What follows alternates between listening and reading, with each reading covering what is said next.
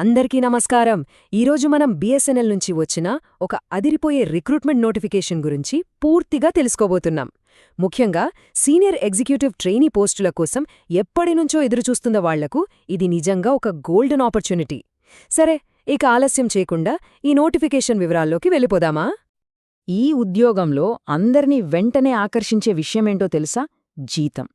అవును, సెలెక్ట్ అయితే చాలు, నెలకు దాదాపుగా 55,000 రూపాయల జీతం అందుకోవచ్చు. ఒక ఫ్రెషర్గా కెరీర్ స్టార్ట్ చేయడానికి ఇది చాలా మంచి ప్యాకేజ్ అనే చెప్పాలి. ఇది కేవలం ఒక ఉద్యోగం కాదు, ప్రభుత్వరంగ సంస్థ అయిన బిఎస్ఎన్ఎల్లో కెరీర్ ప్రారంభించడానికి ఒక అద్భుతమైన అవకాశం. మొత్తం 120 సీనియర్ ఎగ్జిక్యూటివ్ ట్రైనీ పోస్టులు ఉన్నాయి. అన్నింటికన్నా ముఖ్యమైన విషయం ఏంటంటే దీనికి ఎలాంటి ముందస్తు అనుభవం కూడా అవసరం లేదు. ఒక్క విషయం స్పష్టంగా గుర్తుపెట్టుకోవాలి, ఇది ఎక్స్టర్నల్ రిక్రూట్మెంట్. అంటే అర్హత ఉన్న ఎవ్వరైనా సరే దీనికి అప్లై చేసుకోవచ్చు.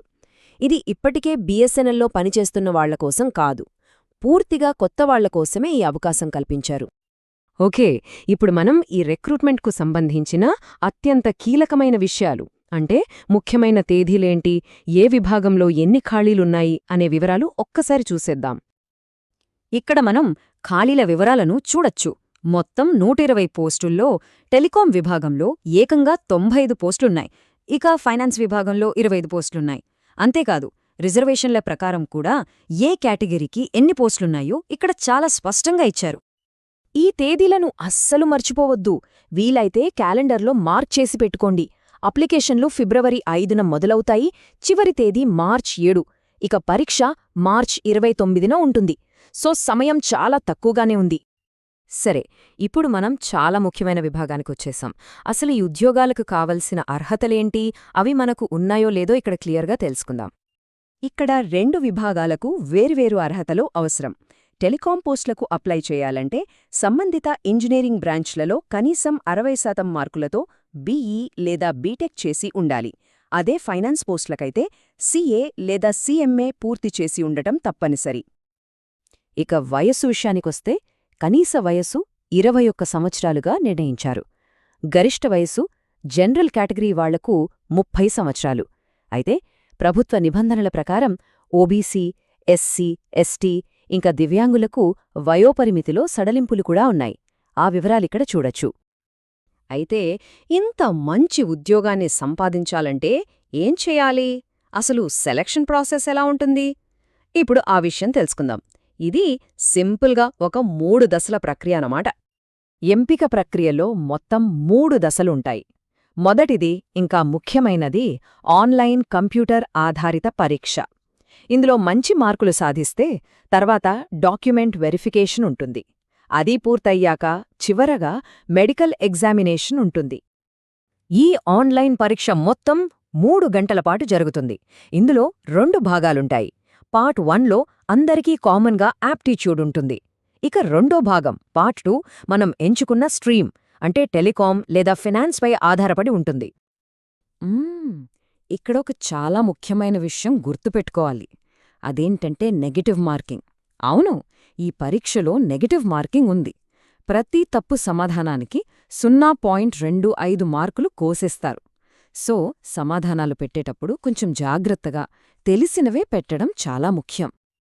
సరే, ఒక్కవేళ ఈ పరీక్షలన్నీ పాసై ఉద్యోగం సంపాదిస్తే ఆ తరువాత కెరియర్ ఎలా ఉంటుంది? బిఎస్ఎన్ఎల్లో భవిష్యత్తు ఎలా ఉండబోతుంది? ఇప్పుడు ఆ వివరాలు చూద్దాం. ఇక్కడ మనం ఒక పెద్ద నిబంధన గురించి మాట్లాడుకోవాలి. ఉద్యోగంలో చేరినవాళ్లు 9 లక్షల రూపాయల సర్వీస్ అగ్రీమెంట్ బాండ్పై సంతకం చేయాల్సుంటుంది. ఈ బాండ్ అంటే ఏంటంటే, ఉద్యోగంలో చేరిన తర్వాత కనీసం 5 సంవత్సరాల పాటు తప్పనిసరిగా బిఎస్ఎన్ఎల్లో పనిచెయ్యాలి. ఒకవేళ మధ్యలోనే మానేయాలననుకుంటే ఆ బాండ్ మొత్తాన్ని తిరిగి చెల్లించాల్సొస్తుంది. ఉద్యోగంలో చేరిన మొదటి 2 సంవత్సరాలు ప్రొబేషన్ పీరియడ్గా ఉంటుంది. ఈ సమయంలో క్లాస్ రూమ్ ట్రైనింగ్తో పాటు ఫీల్డ్లో పనిచేస్తూ నేర్చుకునే ఆన్ ది జాబ్ ట్రైనింగ్ కూడా ఇస్తారు.